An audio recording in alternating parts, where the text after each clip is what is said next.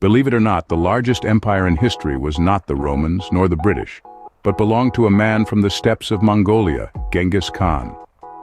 Born in a time of strife and tribal conflict, the man who would become Genghis Khan was first simply Temujin, the son of a tribal leader, with no grand destiny apparent. In the harsh Mongolian wilderness, Temujin's life was shaped by adversity and survival, a constant battle against the elements and rival tribes. But from these humble beginnings, Temujin was destined for something greater. He had a vision, a unified Mongolia, free of strife and conflict. With this vision, he began to unite the fragmented tribes under his rule, not by force, but by persuasion and shared purpose. His rise to power became the stuff of legends as he transformed the ragtag tribes of Mongolia into a formidable force, the beginnings of an empire that would soon stretch from the Pacific Ocean to the heart of Europe. And thus began a reign that would change the world. Imagine the richest city in the world, the center of learning and culture, falling to a man from the steppes. Picture Baghdad, the jewel of the Islamic Golden Age, brimming with scholars, poets, philosophers, and scientists. It was a beacon of knowledge, with the Grand Library acting as the heart of this intellectualism. Now enter Genghis Khan, a man of the steppes, who had built the largest empire the world had ever seen. His army, a fearsome force, stood at the gates of Baghdad in the year 1258. The city fell and the Grand Library, the House of Wisdom, was set ablaze.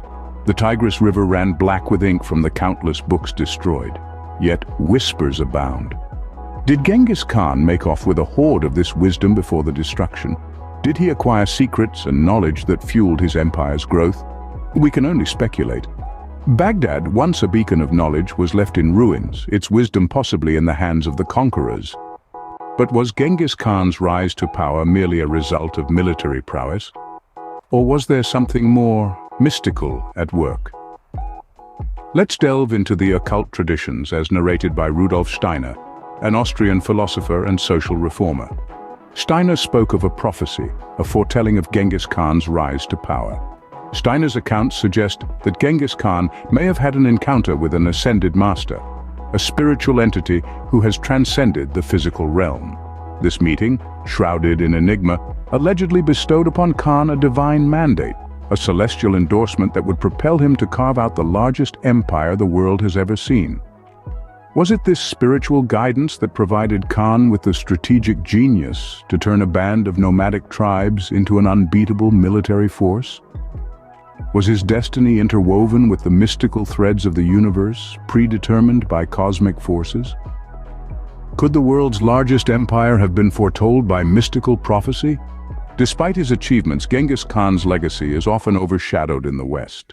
This is a curious phenomenon. Here we have a man who commanded the largest contiguous empire in history, a conqueror with a remarkable tale. Yet his story is largely untold in our textbooks. Why is this so? Some argue it's due to the brutality of his conquests, the bloodshed he left in his wake. Others suggest it's a simple case of cultural bias, an unwillingness to celebrate the achievements of a non-Western figure. Whatever the reason, it's clear that Genghis Khan's impact on world history has been underplayed. The burning of Baghdad's library, the dissemination of wisdom across his empire, the uncanny rise of his reign, all these are integral to the tale of Genghis Khan, yet they are rarely discussed. It's a suppression of legacy that does a disservice to the understanding of our global history. So we find ourselves asking, why has the West chosen to overlook such a monumental figure? Genghis Khan, a man of humble beginnings, created an empire that has yet to be surpassed. A tale of power and wisdom, his story begins as a nomad and ends as the lord of the largest empire the world has ever known. His audacious conquest of Baghdad, a city of knowledge and culture, not only expanded his territory but also his wisdom. It's whispered that he acquired a wealth of hidden knowledge from the city's Grand Library before setting it aflame. Rudolf Steiner, a scholar of the occult, suggests that Genghis Khan's ascension might have been foretold by an ascended master, adding a mystical layer to his legacy.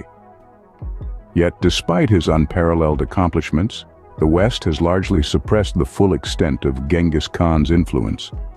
His story is often reduced to one of violence and destruction, overshadowing his strategic brilliance and cultural impact. And so we leave you with this thought. What else don't we know about the man who commanded the largest empire the world has ever seen?